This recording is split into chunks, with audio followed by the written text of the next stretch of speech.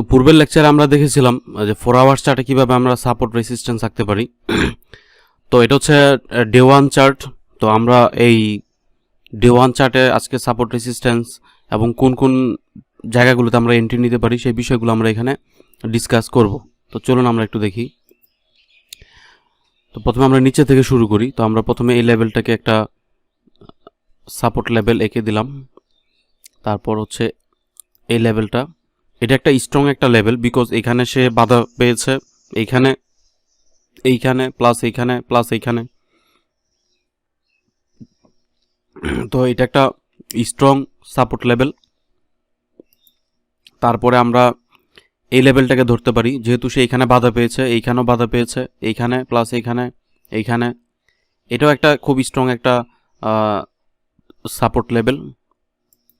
তারপরে আমরা যদি এটাকে একটু মিন করি, এটা একটা সাপোর্ট লেভেল, এইখানে বাধা পেয়েছে, এইখানেও বাধা পেয়েছে, এইখানেও পেয়েছে, এইখানেও পেয়েছে, আবার ইভেন এইখানেও কিন্তু পেয়েছে। তার মানে এটাও একটা স্ট্রং সাপোর্ট বা রেসিস্ট্যান্স লেভেল। তারপর হচ্ছে আমরা যদি এখানে একটু আঁকার ট্রাই করি, এখানেও বাধা পেয়েছে, এইখানেও পেয়েছিল, এইখানেও পেয়েছে, আবার এইখানেও কিন্তু পেয়েছে। তার মানে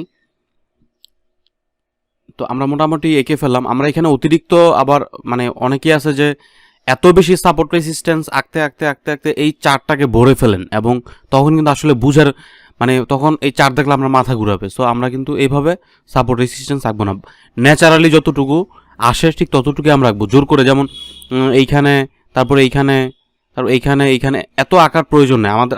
আমরা হচ্ছে স্ট্রং যে জায়গাগুলোতে, মানে যে জায়গাগুলো থেকে মার্কেট ব্রেকআউট করার মতো প্লেস থাকে বা বাউন্স করার একটা সিচুয়েশন ক্রিয়েট হয়, সেই জায়গাগুলোকে আমরা ফাইন্ড আউট করব। তারপর হচ্ছে আমরা যদি এখানে এই লেভেলগুলোকে যদি আমরা একটু অ্যাডজাস্ট করার ট্রাই করি, বা এখানে যদি আমরা একটা চ্যানেল ক্রিয়েট করার ট্রাই করি, তাহলে কেমন হয়।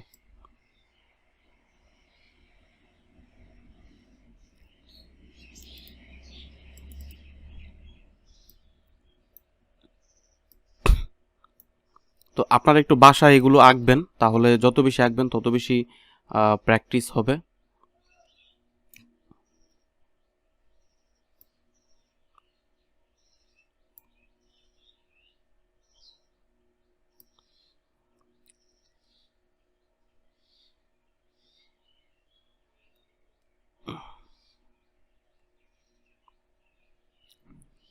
তো আমরা এটাকে জাস্ট এই জায়গাতে দিতে পারি।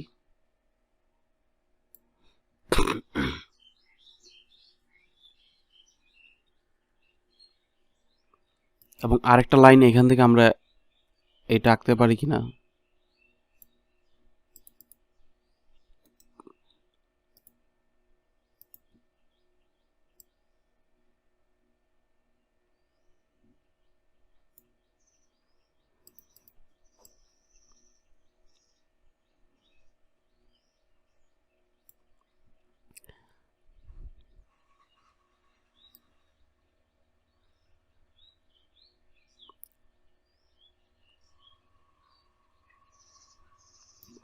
তো আমরা এখান থেকে একটা লাইন এঁকে দিলাম, যেহেতু এখানে সে বাধা পেয়েছে, তারপরে এখানেও সে বাধা পেয়েছে। তো এই মার্কেটটা হয়তো উপরে গিয়ে এখানে আবার বাধা পেয়ে নিচের দিকে আসতে পারে। তো সেই জন্য আমরা এখানে একটা চার্ট এঁকে নিলাম। তারপর এখানে আঁকা যায় কিনা সেটা আমরা দেখছি।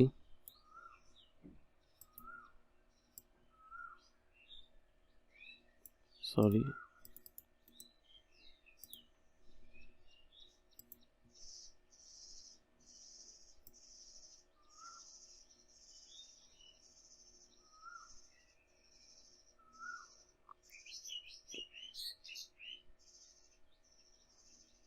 না এটা আমাদের দরকার নাই, তাহলে অনেক বেশি হয়ে যাচ্ছে।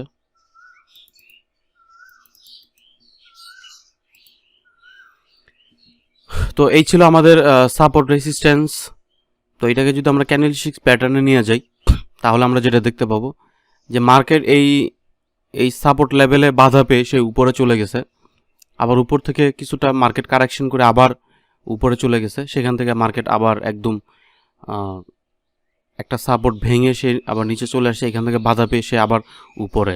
তার মানে এখান থেকে আবার সে নিচের দিকে, এখানে সে মার্কেট এই সাপোর্টটাকে ভাঙার অনেক ট্রাই করেছে, তারপর এখান থেকে সে আবার একদম উপরে চলে গেছে। তো নর্মালি আমরা এখানে যে জিনিসটা দেখতে পাচ্ছি, প্রত্যেকটা সাপোর্ট জোন খুবই গুরুত্বপূর্ণ। মানে প্রত্যেকটা সাপোর্ট জোনে আপনি ট্রেড নেবেন আমি কিন্তু সেটা বলি নাই। আমি যেটা বলতে চাচ্ছি, প্রত্যেকটা সাপোর্ট এবং রেসিস্ট্যান্স জোন, এটাকে আমরা স্টেশন বলতে পারি। স্টেশন মানে হচ্ছে কি, যে আমরা দেখি যে এক একটা স্টেশনে গাড়ি থেমে যায় অথবা সেখান থেকে ইউ টার্ন করে। তো এখানকার প্রত্যেকটা জোন এক একটা স্টেশন বলা যেতে পারে।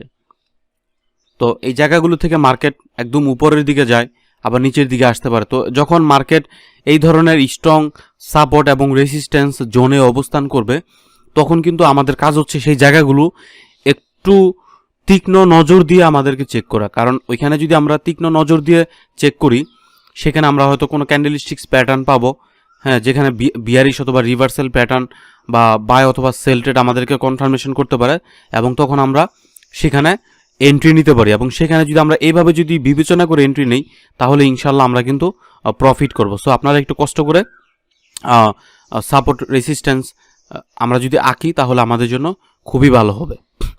তো পরবর্তী যে ভিডিওটা আসতেছে সেটা আপনাদের জন্য একটা অসাধারণ ভিডিও। তো থ্যাংক ইউ, পরবর্তী ভিডিওতে দেখা হচ্ছে।